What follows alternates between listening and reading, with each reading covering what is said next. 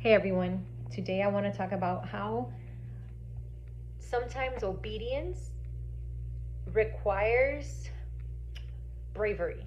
And what I mean by this is sometimes when you obey God, it's you're put in a situation that is very scary.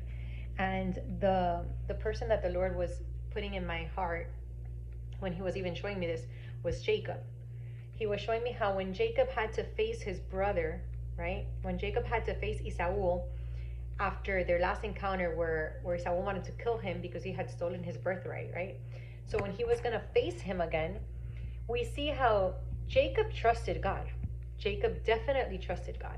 However, in his humanity, he still lined up his family in order of who was most important to him was in the back, right? We see how Rebecca was the last one. Before Rebecca was Leah, and before Leah were the two maidservants and all of the children, etc., etc.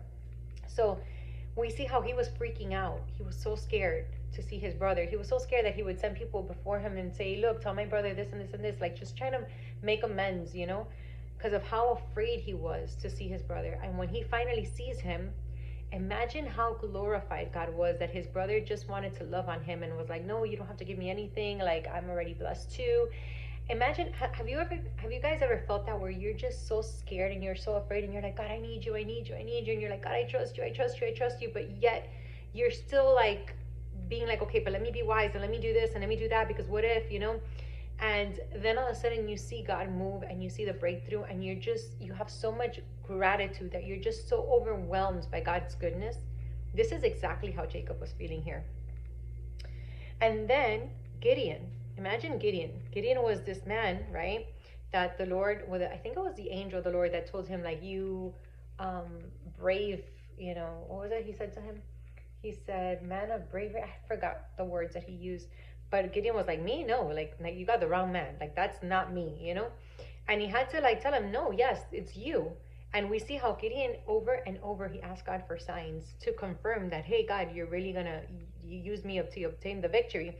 And God had to tell Gideon, if you still don't believe, go over there and listen to the enemy, what they talk. And the enemy was one of them was telling the other one how he had a dream. And when the other one interprets a dream, he says, well, what that means is that the Israelites are going to overcome. And Gideon says, this is when Gideon is like, okay, that's it. God gave us a victory. But imagine from fear to then you see God being glorified. Like, imagine the satisfaction. Like, your heart is just so overwhelmed by God's goodness and the reality of who God is and that He's on your side that it's just so amazing, right? So yesterday, Pastor Peter Pagan from Throne Rooms in California, he was giving a teaching, and I love listening to his teachings because he have a gift. Pastor Peter has a gift of revelation, which I love. And he was teaching about how Caleb and Joshua, remember the spies that Moses had sent out to go to the promised land? And Caleb and Joshua were the only two spies that came back with a good report. And Peter was saying this is because when you abide in God, your perspective is not the same as other people's perspective. Like, your perspective changes where you can see through God's lens. So now you're not just like any common man or woman. Now you see things and you're able to have the faith because you're able to perceive things from God's perspective, right? And this really touched me because when he said that, I was like, whoa. Again, it reminds me of Tommy Tenney. I told you guys in one of the other teachings that I did how Tommy Tenney would say that God would speak to him through his children, and how his baby girl, when a lot of people entered the elevator, she started crying because she got intimidated. And she said she looked up at her father, she put her arms up, she said, pick me up, daddy. And when he carried her, she stopped crying because now she was at the same level as the people. So now they were not as intimidating because she was seeing things from her father's perspective, right? And I gave also the example that he gave of the airplane when they were on the airplane and the little girl said, look, daddy, little houses. And he goes, no, baby, they're not little. We just see them little because we're up here. And how God is like, even when you have problems, you have to worship me so that you can abide, so that you can come to my level and you can see the problems as tiny as they are, really, because we have a big God.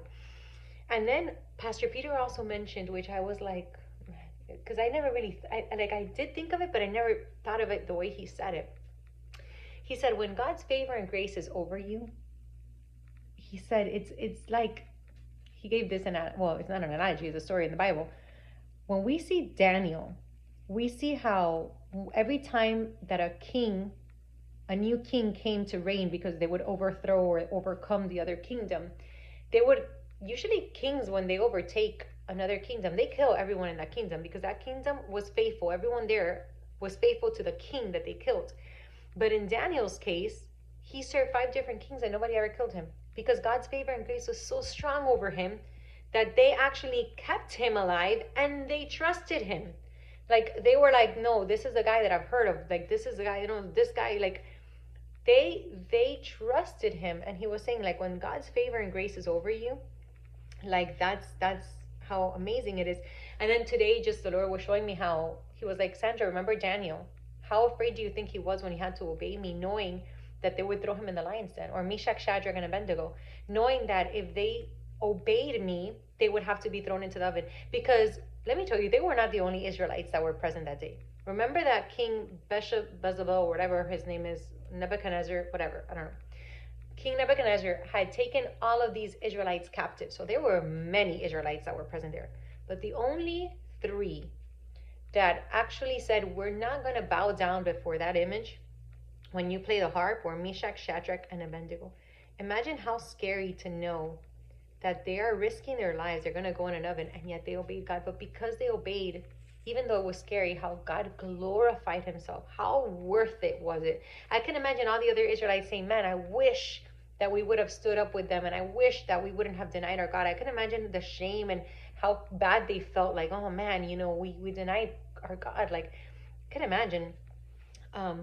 So remember Moses, how fearful to that God tells him, now I want you to go back to Pharaoh, right? His father, Pharaoh's father, is the one that wanted to kill Moses. Now he's dead. But the Pharaoh that's there now is like Moses' brother, because they practically grew up together. And now God is telling him, I want you to go to the person that you love, which grew up with you, like your brother.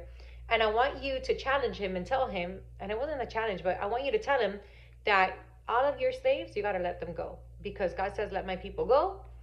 Imagine that. Imagine that you're going to go, that God is going to send you back to someone that you love, right? To tell them, I'm taking away everything that you've ever had, which is his power, right? Because these people are working for him. Because my God, says that they're his people and you have to let them go. The position that Moses is in, that's scary. And yet Moses is willing, right? And we see how God honors Moses and everything that God does through Moses. Moses is so special. Like, every time I hear of him, like, he was so humble that God was able to do so much through that man because of how humble he was. The Bible even says that he was like, how when God would speak to the prophets through puzzles and riddles and stuff like that, not so with my servant Moses. With him I speak face to face. And not just that, like, everything about Moses is so incredible.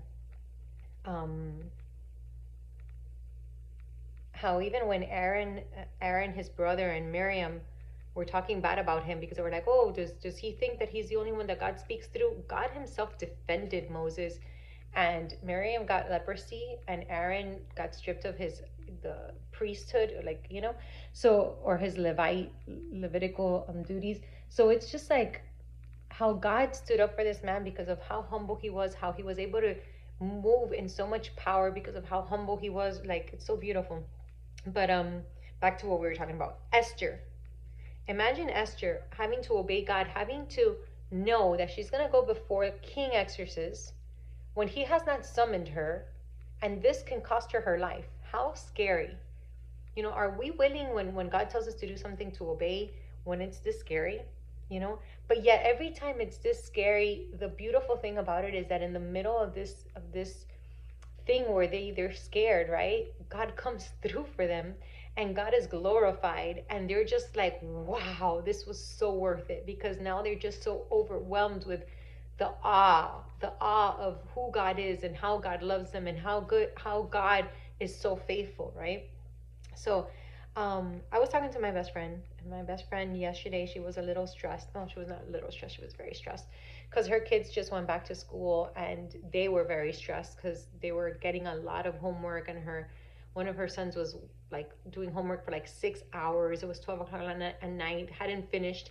And then they had to get up at 5 o'clock in the morning to be in school because of the traffic, because they were doing construction around his school.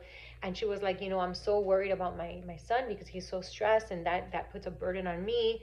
And she was so stressed. And to make the story short, God glorified himself where they took a risk, and her son went to talk to someone, and they took a risk, and God worked out everything. But in the middle of this, she told me that she was crying before God, and she was like, Lord, please do a miracle, do something, because I hate to see my sons go through this. And the Lord asked her, do you trust me?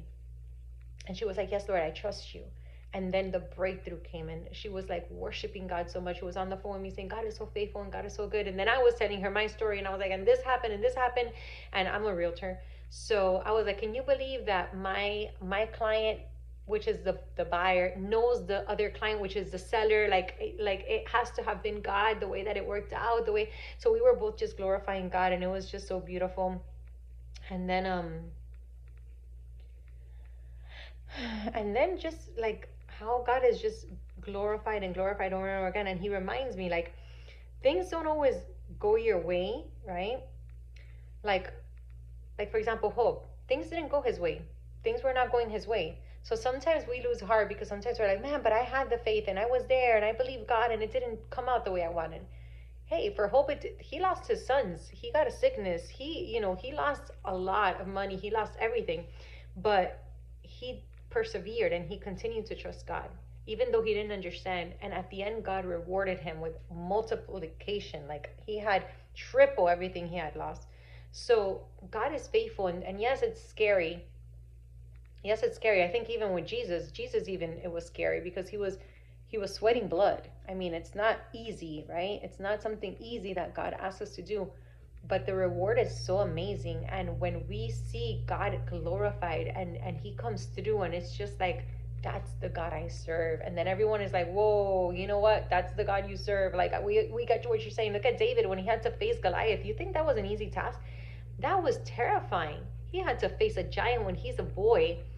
But then how worth it that when God glorifies himself and a boy kills a giant and everyone is talking about it, that everyone is like, yo, David, you're right. Yeah, you're God. That's the real God, man. There's no denying that.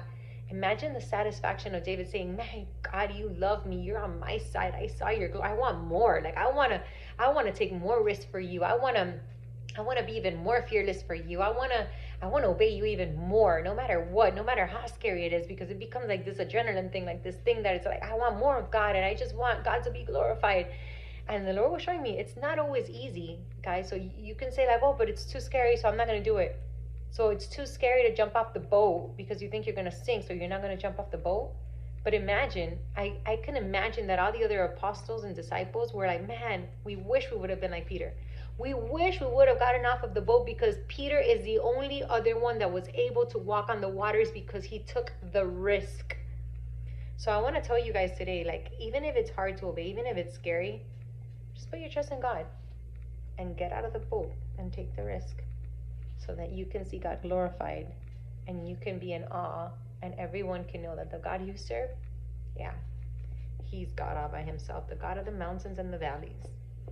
So thanks for watching, guys. God bless you and have a nice day.